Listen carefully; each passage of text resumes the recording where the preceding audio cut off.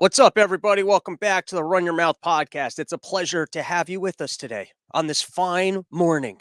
Starting your week off with the daily briefing, all sorts of important news topics. But before we do all that, October 1st, show the hell up, everybody. Fifth Street Brewing Company in Perryville, Maryland. Holy shit, do we got a show planned? We got Justin Silver, we got myself, we got Menu and Heart, and we've got Chris Vega. It's a nice size room, delicious beers. Come hang out. That's going to be a fun evening. And then also at the end of this show, I have the audio from episode 2 of the Hate Watch Party with myself and Brian from Lions of Liberty. So for anyone who's watching this right now, you can go to my Twitter page. We streamed it. It was about an hour. And then I got to pull that down, and it'll be audio only for everyone that enjoys it. All right, that's all the announcements. I don't know if you were looking for more announcements. I don't know if you were like catching an announcement groove and you're like, I'm flowing with these announcements, but that's all the announcements that I got. Except there's one issue that I'd like to take on before we get into the regular news topics, because there's a lot of important news topics, but there's another issue important and dear to my heart, which is I want to come out against sugar powder on donuts. I'm not coming out against donuts. I love donuts. Donuts are delicious. What I think though is that powdered sugar, who can eat powdered sugar donuts without getting powdered sugar all over themselves? And I'm not the only person who's eating donuts on their car. You don't want to be pulled over by a cop and it looks like you were just doing fucking blow all over yourself and you got to explain, no, I'm just fat and was eating jelly donuts. And it doesn't add that much. I would be curious to try all the donuts that they're adding the powdered sugar to try it without the powdered sugar, because I don't think that powdered sugar is adding enough that it's worth the expense of then feeling the shame of being covered in powder. I bet, because I don't wash my car. I don't know. You guys wash your car? You guys clean your car? I bet if you got under that under my seat, there's probably like you could probably get a cocaine brick of just powdered sugar that's fallen down there. And you know that feeling you get out of a car and you just gotta like brush it off. It's like just don't do the powdered sugar. Jelly donuts are delicious. It doesn't need that. Or give me the cinnamon sugar. I like the cinnamon sugar, even though that gets a little bit all over the place. It's clear. No one's really seeing it. Maybe it looks like you went to a strip club or something. It's all sparkly and shit. All right, now we can get into some actual news topics. Now that I got off my chest, because it's been bothering me since Saturday night. So let's start with AOC says governors sending migrant buses to liberal cities are committing crimes against humanity. And I feel like all of politics has just gone it's very heavy metal at this point. It feels like everybody is that teenage kid looking at their parent going, you're ruining my life right now. I can't dress like a slut. You're literally ruining my life. The fact that I have to stay home on a Saturday night and I can't wear a short skirt, you're ruining I was never this kid because I dormed in high school. So I was just smart enough to lie to my parents. I would just come home and go, yeah, I'll be a good boy. I'm so sorry. I would just nap a lot when I was home so I can get back to school and smoke weed all week. That's what I would do. I went home on the weekends and I slept the whole weekend and I behaved myself. Oh yeah, I'm such a good. And then I go back to school and I would drink and I'd smoke and I'd have a fucking party. But I know these other kids, they like fighting with their parents. You're literally ruining my life. And that's what all of politics feels like. It needs to be like more like jazz. It needs to be a little bit more like, I'm not going to take this really hard stance so that I can better incorporate what your stance is and let me hear you out. But instead, it's all who can just come up with the most inflammatory slogan. It's all I feel like we're at that stage of the divorce where instead of trying to figure this stuff out, everyone's just going to the community to try and shame their spouse. Like that's where we're at this point. Like you're not showing up to court. You're not showing up. You're not sitting with like the divorce lawyer. You're not trying to hear out the other party. You're not trying to see what they want. You're just going to the barber shop to say how he cheated and that he won't won't make the payments. Like there's none of the solving the solution things. It's just heavy metal, yell about ruining life, go out there and just air all the dirty laundry without, considering any solutions. And I'd like to, start a new segment on the show where obviously, we live in a big country and we're all living very different lifestyles. And sometimes there's people living, I'm not even going to call them alternative lifestyles. They're newer lifestyles. They're paving a new path so that down the line, even more individuals can walk on the road that they paved for the rest of us. They're pioneers. They're pioneers in living your true self, in living your true life. And on this show, while we might say offensive things, we do our best to try and understand the perspective of other individuals. Try and just as best as we can understand their psychology, understand their logic, see what they're bringing to the table, and see what we're missing. And so we're going to start a new segment on this show called Trans Women of the Week, where we celebrate, the real pioneers of this new style of connecting with the gender that to be in your brain, but God played a prank on you and put you into the wrong body. So we're going to do our best to try and no jokes there. We're going to do our best to try and understand the perspective. And so in this case, we have to celebrate a lady living out in Canada. And like anything, everyone, you try and push something as far as you can. It's like you want to go to the moon. Next guy wants to go to Mars. So what we have is a lady here. And so some women, when they transition, they do their best to look like a lady. And then other people, when they transition, they get big old bowling ball tits. They get the biggest bowling ball tits you've ever seen. If you brought Jessica Rabbit to life, you would not find tits like this.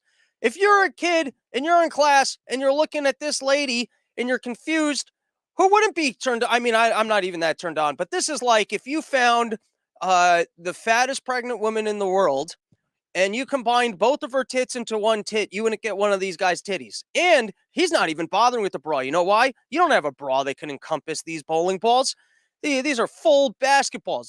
There is no bra in the world that can maintain this. So it's full-fledged nipple right in your face. If you haven't seen the footage, it feels like you're watching a Mad TV sketch with Will Sasso from the 90s. It just looks like, and especially that it's a shopkeeper, but that's what makes it so pioneering, because with the shopkeeper, I would think if you got big old hanger titties all over these saws, at some point you're going to end up taking off your own titties. But no, nope. I mean, maybe that's because of his workmanship that he was able to construct this within his own house. And so I'm just saying, while, women are out there and they're pushing the max of how they can augment themselves and still work jobs while being around kids, you got to give credit where credit's due when some people are really just pushing into territory that no one's ever been before, paving the road for the next generation of people to, I feel like I've said everything we can on this. So to this lady teaching kids in Canada, we salute you. This is from CNN Health. Having a history of psychological distress may trigger long COVID, study says. Let's read a little bit. Before I even give any commentary, let's read a little bit. You may have up to a 50% higher risk of developing long COVID if you suffer from common psychiatric issues such as anxiety or depression, a recent study found. Signs the malady can include breathing problems, brain fog, chronic coughing, changes in taste and smell, overwhelming fatigue, difficulties in performing daily life functions, and disruptions in sleep that can last months, even years after the infection has cleared the body. People who self-identified as having anxiety, depression, or loneliness, or who felt extremely stressed or worried frequently about the coronavirus were more likely to experience long COVID-19. So in other words, sounds like long COVID-19 is just mental illness. It sounds like you had a virus, and then you convinced people that they were going to die when they weren't going to die. You convinced them that they were going to be incredibly at risk. You convinced them that the vaccine was going to work, and now they're at home, and they're all fucked up because they don't know how to differentiate fact from fiction. They don't know how to assess risk anymore. They don't know who they're supposed to trust. I mean, think about it. They spent a whole life, their entire year in their house trying to protect themselves from a thing that they didn't need protection from while taking a vaccine that wasn't going to work, while their friends that weren't listening are all doing fine. And they totally committed themselves to this cause of staying home. They ruined all their habits. They stopped going to the gym. They stopped showing up to a job at work. And next thing you know, they're a person that stays at home all day watching Netflix shows that they don't even like, browsing on social media, looking at porn, eating food. We all, some of us, we did the pandemic thing for a little bit, and then we figured out how to find other people that were like, all right, we're going to try and live our lives. And then other individuals really fully committed themselves to, I'm going to make myself as miserable as possible to pledge my allegiance to government and this system of listening to experts, because that is my spirituality, that government is good.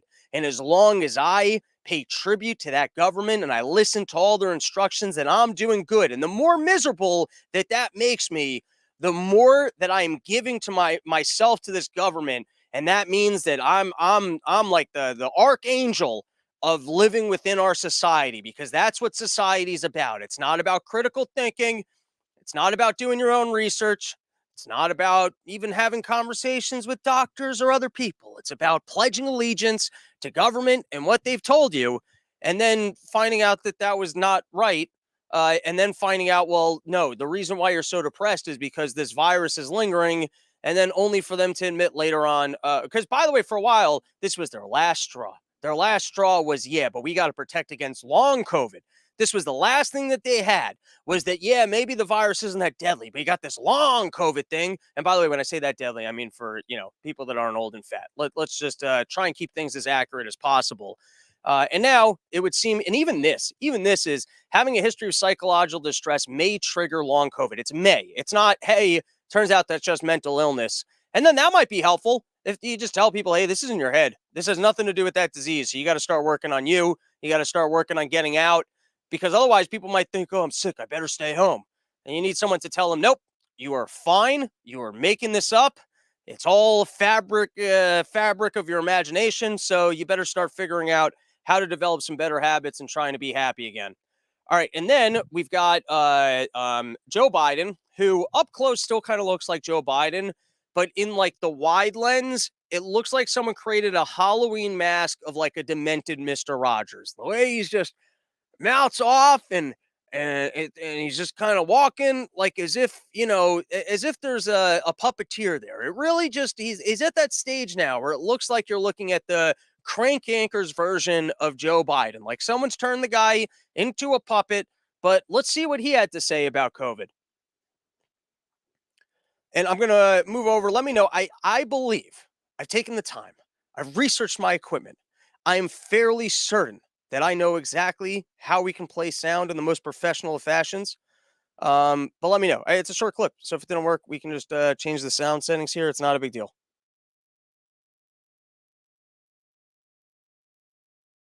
Mr. President, first Detroit Auto Show in 3 years. Yeah. Is the pandemic over? The pandemic is over. We still have a problem with COVID. We're still doing a lot of work on it. But the pandemic is over. If you notice, no one's wearing masks. Everybody seems to be in pretty good shape. And so I think it's changing. And I think this is a perfect example of it. So there we have it. The president's letting us know that COVID's over. And you want to know that the proof is COVID over is look, no one's wearing masks. Because I guess that's what it was about the entire time. It wasn't about a government mandate. It wasn't about them telling us. It wasn't about what the death numbers were about. It was about look around at how people feel about this. And since they're not really feeling listening to Fauci and being told that they have to stay home and they have to wear a mask, the pandemic is over. Now, here's the issue with Joe Biden making a declaration that the pandemic is over. Is this Joe Biden telling us his personal feelings when he says that? Because this is coming courtesy of Zero Hedge, that while Joe Biden is claiming the pandemic is over, the government is definitely still operating like we're in pandemic mode. I mean, I think we're still doing emergency authorization so that kids can get vaccinated. Is that a sign of a pandemic being over? Then why is there emergency authorization? That's not even in this list. Here, let's take a look at some of the bullet points of the list of all the cases in which, government is still operating as if there's a pandemic. And now it could be that Joe Biden's just giving us his personal opinion. Same way as his personal opinion was that we should be in war with Russia. Sometimes the president of the United States of America doesn't actually talk for the country. He doesn't actually talk for the policies that we're going to have. Honestly, anytime that Joe Biden's not reading the teleprompter, you can assume that when he's going off script, that doesn't represent whoever the people that actually make the decisions are. There's another unit of government that actually makes the decisions, put the words on the teleprompter in front of him, put Joe Biden's pants on and drug him so that he can come off as coherent for short periods of time while they mess around with the CGI effects that sometimes blink, that sometimes make it look like his mouth is falling off his face like a melting candle. But with all these features, he's out there and he's just giving his personal opinion that the pandemic's over. So let's read a little bit from the Zero Hedge article of how I guess the rest of government doesn't really see it that way. First, the administration relied on the pandemic to justify the massive loan forgiveness program at cost of as much as $1 trillion. Two, the pandemic is also being used by states' continued crackdowns on those who refuse to get vaccinated, including in New York, just fired a whole bunch of teachers over that.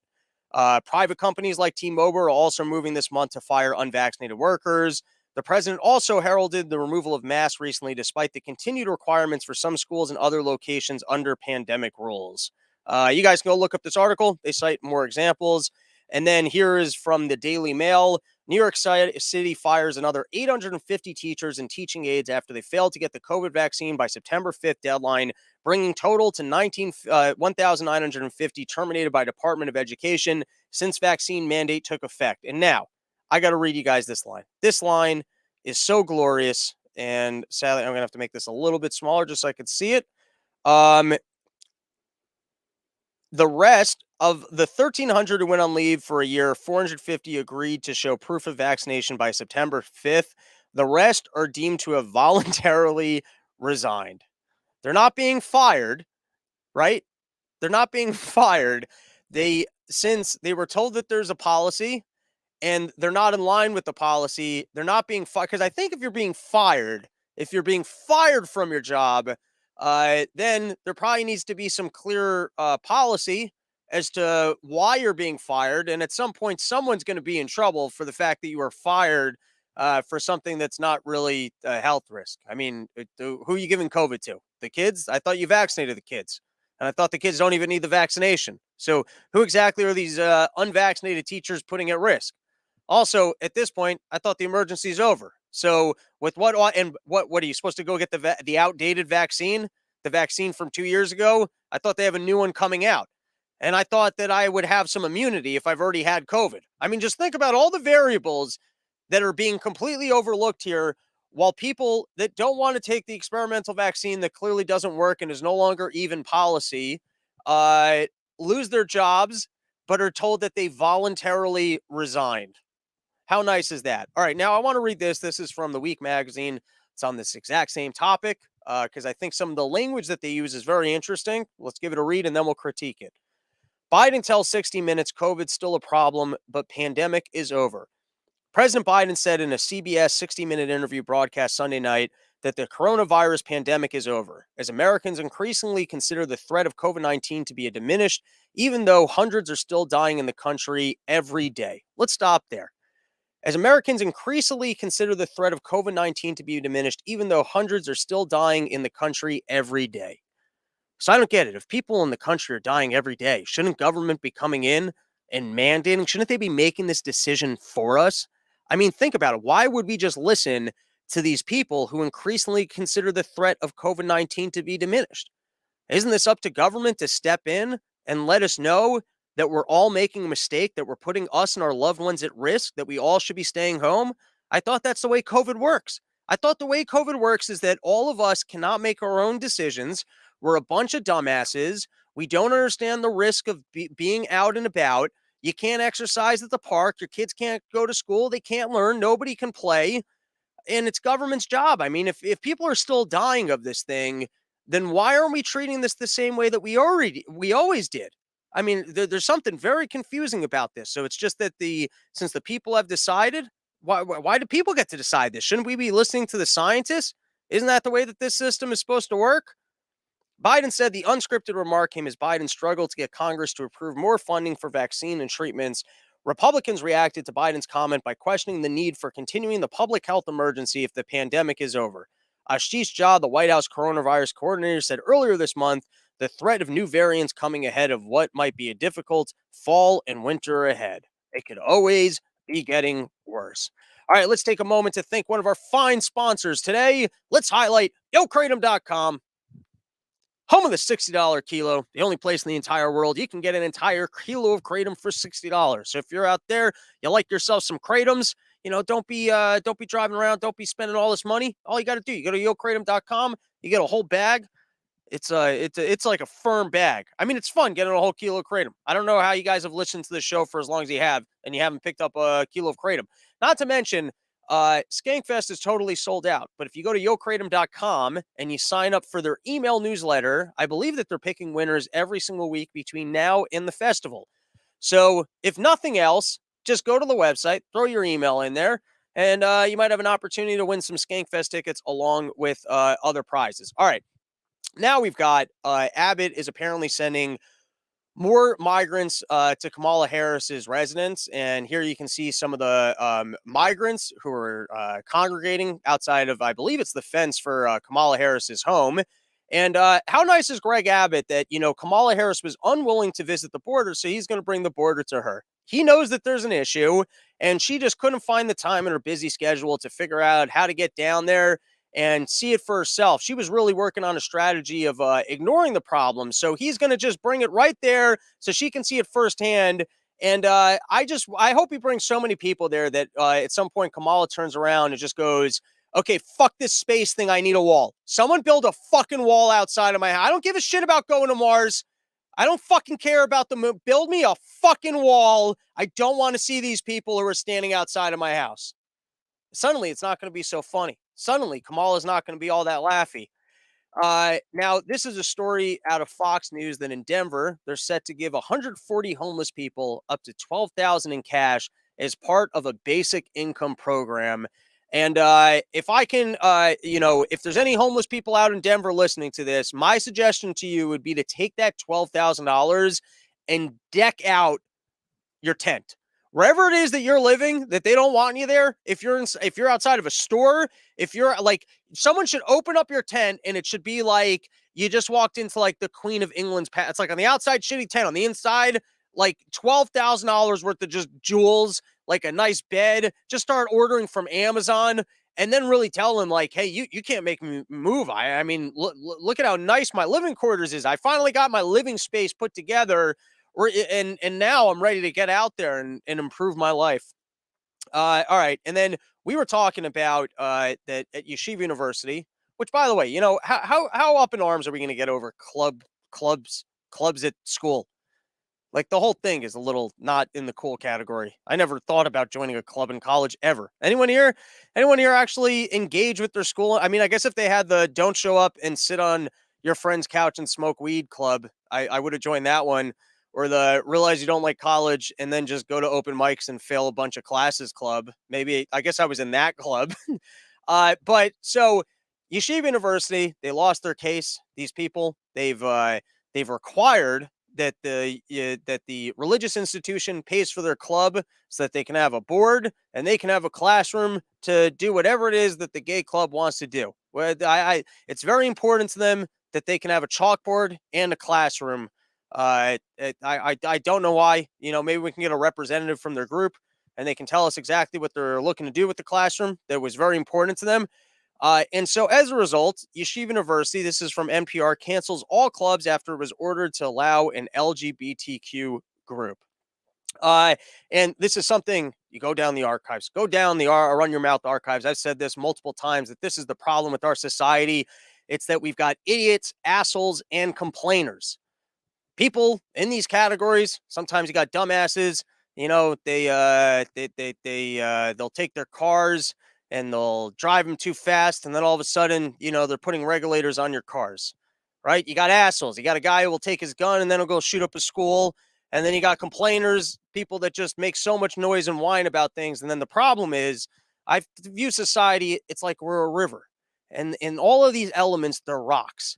But the problem is, we mold our society to accommodate the idiots, assholes, and the complainers. So in this case, I don't know, I put these people in the asshole category. You're going to the religious institution and you're requiring that the religious institution acknowledge your lifestyle, which is counter to the values of the religion. To me, you're being an asshole. Maybe you're a complainer, but to me, this is more of a dick move.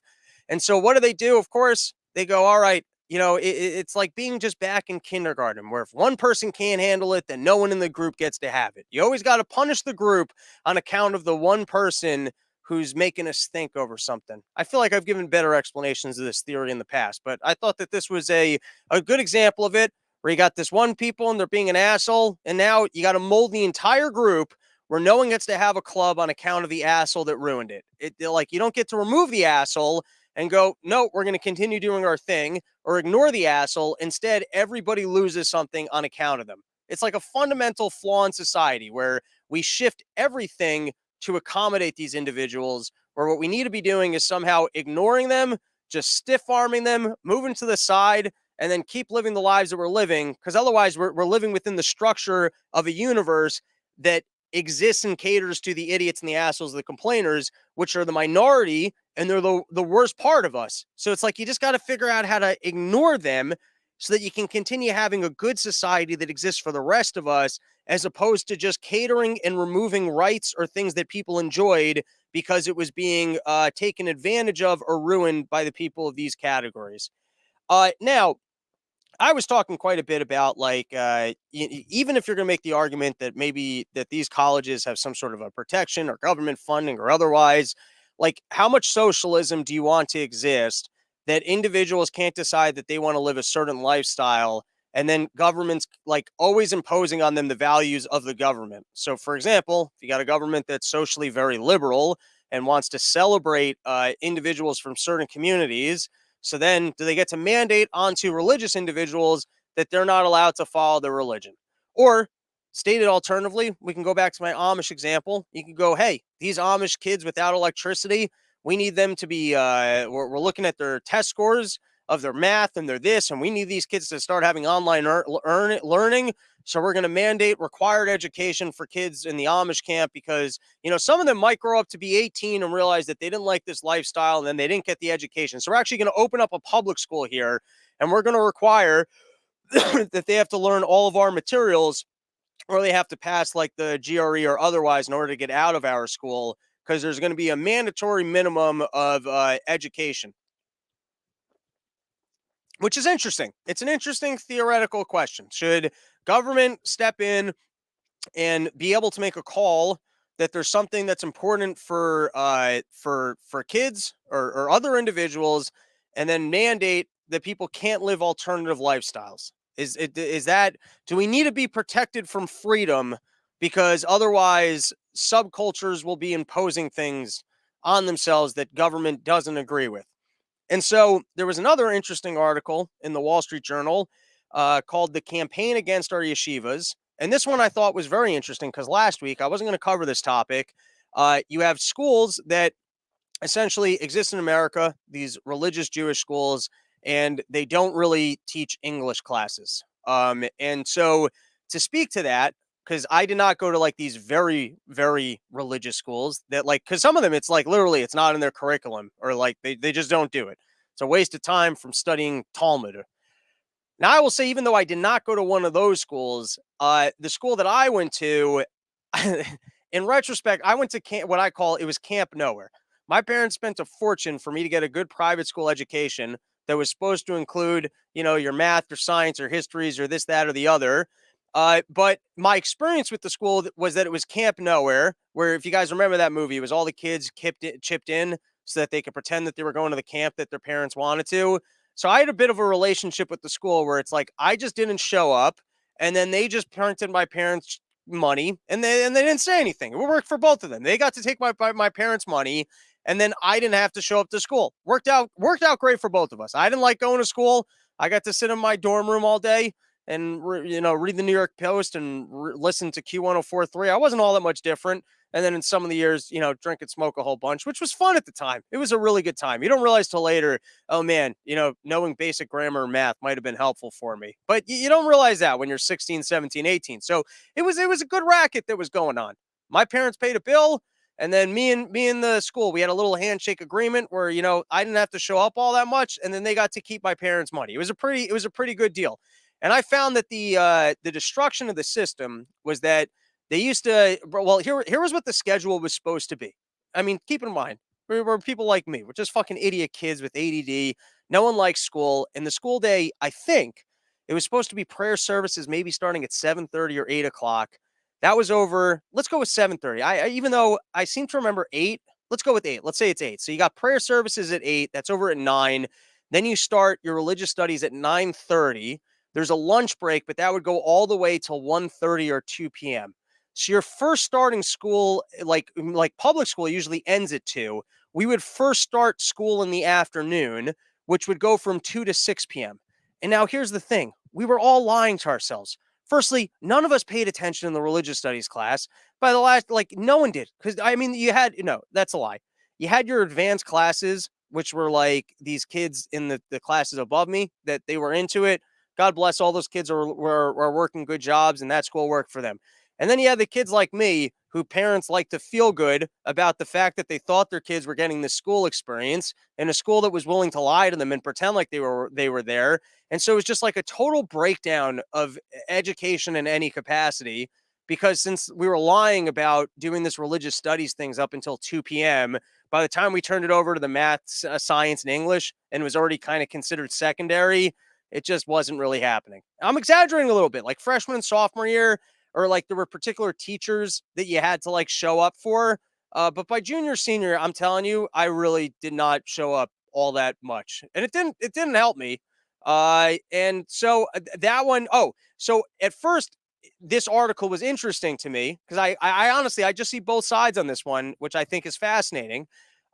Because this article would indicate the socialism of the system, where it's like, why is government stepping in and trying to ruin the lifestyle of religious individuals who are trying to live a particular lifestyle? Why are they going to step in and control, if you're paying for private education, mandating that certain things have to be studied? I mean, I'm not really even coming out on that pro education. Biology, chemistry, a lot of these topics are a fucking waste of time. Also, there's a fair amount of individuals out there who got really good at like Talmudic law and then went on just like learn coding or became lawyers. So I'm not saying it's an absolute waste. And so there is an interesting claim here of the socialism of government stepping in and telling religious institutions, hey, you have to have a gay club, and hey, you're going to have to start teaching these topics. You got to start following our curriculum. And then the other side of it of, schools taking government money and then not, not even educating.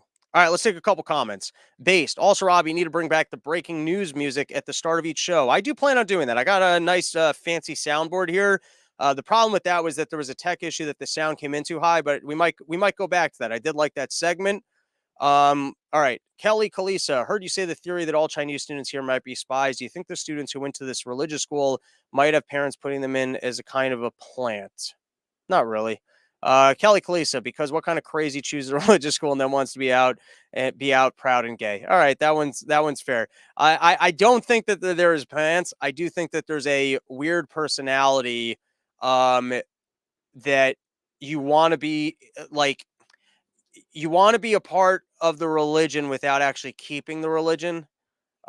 Which, religion's weird. Everyone's allowed to have their relationship with God in whatever capacity, but there's something very strange about like doing something that the religion doesn't like, and then saying that you have to be accepted for that.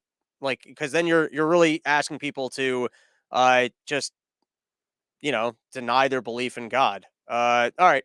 What else? I think I had one more topic, and then we can call it. Oh, let's read this, and then I'll play that other video later. This is from the World Economic Forum. I don't pay that much attention to the World Economic Forum, but sometimes you read stuff out of there, and it's just as creepy as when the villain at the end of a movie, starts giving up their entire scheme. They always have to explain to you in the final act what their scheme was, what they were going for, and how they thought they would make the world better. And we just have to kill off some of these people, because if we don't kill off some of these people, there's going to be too many of these people, and no one else is willing to step in and kill people off. So I'm really the good guy here. All right, so let's give this a read. My Carbon, an approach for an inclusive and sustainable cities. Cities across the world account for almost 75%. Oh, before we read this, if you want to be prepared for a dystopian universe where you're going to have to forage for your own food, where the World Economic Forum is tracking you with your phone, seeing how much carbon you're using, there's only one way you're going to make it through it, and it's with sheath underwear. That's the only way you're going to survive. If you got sheath underwear, well, then you're going to be in the most supportive of all boxers, with the dexterity you need to move amongst the forest and be the quickest forager out there. When you're out there foraging for mushrooms, you don't want to be in staggy, loose boxers, things flopping all over the place. All of a sudden, you get back to your tent at the end of a long day of foraging. You haven't come up with shit, and some other guy who was wearing sheath is fucking your wife because he was able to get out there and actually find food, while you're getting caught up in your boxers, and you don't have the dexterity to move quickly enough amongst the woods. You don't want that to happen to you. You don't want to be one of these guys who can't get out there and forage and comes back to his tent and finds his wife with someone else. Don't be that guy. So you know how you prevent that? You go to sheathunderwear.com. Use promo code RYM. You get 20% off. Most comfortable boxers you've ever worn. And people come up to me every show. They go, hey, man, I bought one pair, and that's all I wear now. I have to do laundry every single day. I wake up. I do it in my sink. No one's told me that. All right, let's read this article. Cities across the world account for almost 75% of our total carbon emissions. As countries move towards implementing their pledge for a net zero future, urban areas will remain the action ground for decades to come. While transport and buildings are the major drivers for emissions in cities, the share of individual emissions are significant at around 40%. Inclusivity of citizens is becoming the most important element of success or failure in the journey towards sustainability. Community-led initiatives can make a significant contribution towards sustainability, increased resilience, and social cohesion. There have been numerous examples of personal carbon allowance programs. Isn't that nice? It's an allowance. It's a personal carbon allowance program in discussions for the last 2 decades. However, they had limited success due to a lack of social acceptance, political resistance, and a lack of awareness and a fair mechanism for tracking my carbon emissions. Our world is transforming big community trends for sustainable cities. There have been significant developments in the last 5 to 7 years on social, environment, and technology fronts that could help realize my carbon initiatives for shaping the future towards smart and sustainable cities. Specifically, to mention 3 developments in this context. 1. COVID-19 was the test of social responsibility. A huge number of unimaginable restrictions for public health were adapted by billions of citizens across the world. There were numerous examples globally of maintaining social distancing, wearing masks, mass vaccinations, and acceptance of contact tracing applications for public health, which demonstrated the core of individual social responsibility. In other words, we've got proof of concept because of COVID. If we were able to scare people with COVID, with all that nonsense, and tell them that they had to stay in their house, that they had to wear masks. I mean, we've completely altered people's lifestyles and they accepted it. They accepted it. And let's be honest, it wasn't even on great science. This is like if you're giving the pitch meeting to your people over there and you're like, listen, we're going to control all the energy and we're going to convince people not to live good lives and not to consume the energy that they need to heat their homes, to take vacations, to work a job. And they're like, how are you ever going to do this? And they go, all right, well, off the bat, I know that it sounds crazy, but we've already done it. I mean, look at what I just did with COVID. Did you see what we did with COVID? I mean, people didn't go to work. They shut down their stores. People lost their jobs. People were wearing masks. People were boosting their kids. I mean, if we've ever had proof of concept that people go out there and not listen to science and just engage in activities that are against their own self-interest, we've literally just proved it. All right, let's continue.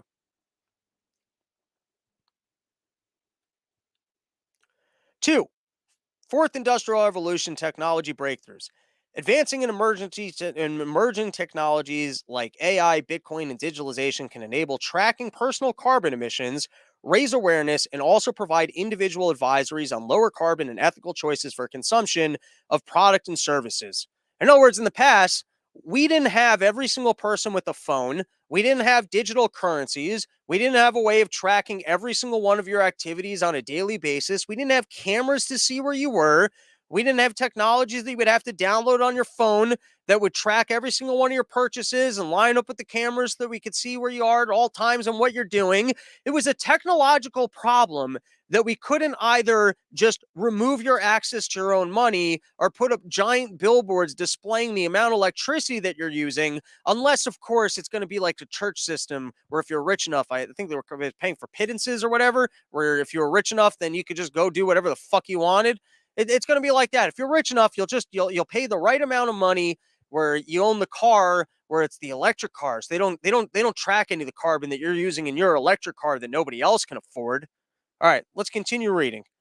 There have been major. Oh, and by the way, that is how they're going to do it. It's that they're going to own they're going to own the washing machine that you can go use. But since it's not being used by them, it's being used by you. It's not going to count for electricity usage for them when you're using their shit. And there's going to be like a very limited amount of rental space that you're able to use on everyone else's equipment. And then none of that fucking carbon credits even count towards their usage. All right, let's continue.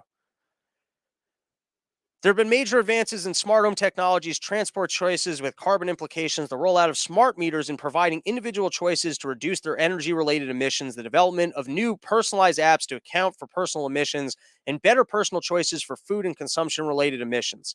AI can also help strengthen circular economy business models like product as a service model, demand predictions, and smart asset management by combining real-time and historical data from products and users.